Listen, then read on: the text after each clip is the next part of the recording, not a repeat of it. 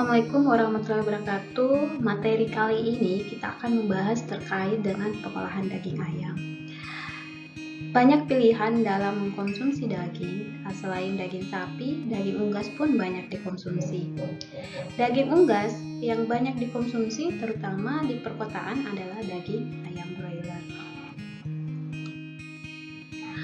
Untuk materi kali ini kita akan membahas terkait dengan prosesin dasar pengolahan daging ayam.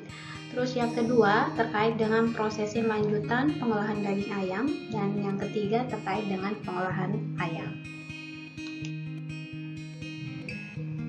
Untuk materi yang pertama terkait dengan prosesin awal itu terkait dengan bagaimana proses penyiapan ayam hidup. Terus yang kedua pendinginan, yang ketiga pelayuan postmortem, yang keempat adalah pembekuan atau thawing. Materi pertama terkait dengan penyiapan ayam hidup, di mana ada 6 tahap dalam proses penyiapan ayam hidup hingga dia jadi karkas. Yang pertama itu adalah proses pengumpulan ayam yang akan dipotong. Terus yang kedua dilakukan penimbangan. Yang ketiga adalah proses penyembelihan. Yang keempat adalah proses scalding. Yang kelima adalah proses defektrin atau pencabutan bulu. Dan yang terakhir adalah eviscerasi. Untuk proses pendinginan atau chilling, biasa tujuannya untuk menurunkan karkas secepatnya dari suhu 30 derajat Celcius hingga menjadi 10 derajat Celcius. Jadi pada umumnya temperatur chilling itu antara -1 derajat sampai 4 derajat Celcius.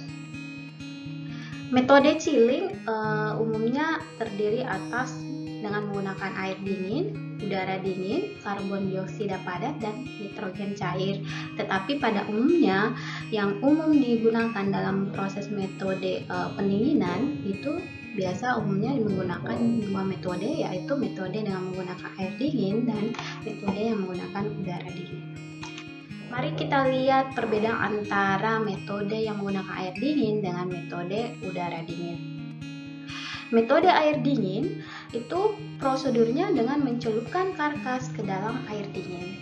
Yang kedua, dapat menambah kandungan air hingga 5%. Terus yang ketiga adalah peluang besarnya terjadinya kontaminasi pada karkas ayam sehingga temperatur pendinginan pada alat pendinginan harus selalu dikontrol. Jadi adanya proses kontaminasi silang. Jadi alat-alat yang digunakan dalam proses pendinginan dengan menggunakan metode air dingin harus selalu dikontrol. Terus yang kedua itu adalah metode udara dingin. Umumnya dilakukan dengan menempatkan karkas di alat pendingin pada temperatur chilling. Jadi metode ini memperkecil terjadinya kontaminasi karena biasanya sebelum pendinginan karkas terlebih dahulu dicelup pada air hangat dengan suhu 50-52 derajat Celcius. Tetapi terjadi penurunan berat karkas hingga 1-2%. Oleh karena itu, upaya untuk meminimalkan terjadinya penurunan berat karkas biasa dilakukan dengan cara membersihkan air pada karkas saat di dalam pendinginan, kemudian dipindahkan dengan evaporasi sehingga laju pendinginan hanya 30% lebih kecil dibandingkan dengan menggunakan pendinginan dengan pencelupan. Terus kekurangan yang lain itu terjadinya perubahan flavor karena terjadinya proses oksidasi atau otolisis setelah sekitar 3 bulan. Terus yang ketiga itu adalah pelayuan postmortem. Karkas ayam tidak memerlukan pelayuan seperti daging ruminansia karena proses rigor mortisnya itu relatif lebih cepat dibandingkan dengan ternak ruminansia. Tetapi pelayuan ini mempengaruhi kandungan nutriennya. Terus pelayuan pre-rigor itu sekitar 15 menit, rigor 2-4 jam pasca pemotongan, dan 24 jam atau lebih pasca pemotongan. Terus yang keempat adalah pembekuan dan thawing. Biasa Suhu yang digunakan itu sekitar minus 18 derajat Celcius. Pembekuan dapat mempengaruhi vitamin yang terdapat di dalam daging ayam. Terus yang ketiga, laju penyimpanan beku mempengaruhi kehilangan drip, dan pada saat penyegaran atau thawing dan pemasakan menyebabkan vitamin B hilang serta tiaminnya. Oleh karena itu, daging yang sudah dibekukan umumnya atau minimal untuk thawingnya minimal 2 kali saja. Terus yang keempat, tiamin dapat dipertahankan sampai 96% untuk daging ayam beku pada suhu minus 10 derajat Celcius. Oke, yang tadi itu adalah tahapan dalam prosesin awal. Kemudian kita masuk ke dalam prosesin lanjutan. Prosesin lanjutan itu ada 3, yaitu pertama prosesin dengan menggunakan suhu panas, terus yang kedua dengan menggunakan iradiasi, dan ketiga adalah dehidrasi dan kering beku. Prosesin panas, berapa jenis proses yang menggunakan suhu panas pada daging ayam itu yang pertama itu adalah pemanasan oven, yang kedua penggorengan, yang ketiga adalah proses perebusan, keempat adalah proses pengalengan, yang kelima adalah proses kuring dan pengasapan, dan terakhir adalah pemasakan menggunakan microwave. Jadi masing-masing proses yang menggunakan suhu panas ini memiliki kelebihan dan kekurangan masing-masing. Metode lanjutan yang kedua itu terkait dengan iradiasi. Iradiasi dianggap sebagai adiktif. WHO mengizinkan penggunaan iradiasi sampai 2-7 kg. Iradiasi pangan adalah proses dingin karena kenaikan temperatur minimal sehingga kehilangan nutrisi minimal. Dua bentuk prosesing iradiasi yaitu radorisasi dan radisidasi. Radorisasi adalah proses pasteurisasi dingin untuk menonaktifkan mikroorganisme pembusuk pangan. Sedangkan radisidasi adalah prosesnya untuk membunuh mikroorganisme penyebab penyakit. Oleh beberapa negara digunakan untuk memperpanjang masa simpan dan mengurangi jumlah salmonella.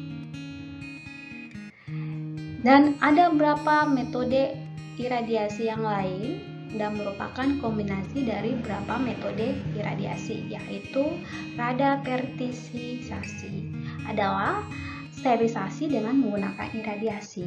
Tetapi metode ini menyebabkan terjadinya oksidasi, degradasi, dekarboksilasi fraksi-fraksi lipid dan lemak-lemak tidak jenuh.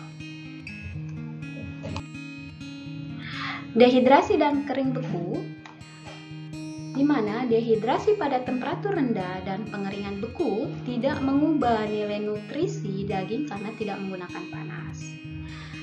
Tiamin, pyridoxine, dan asam pentolenat stabil, riboflavin meningkat dan lebih kurang 20% asam lemak hilang selama pengeringan beku.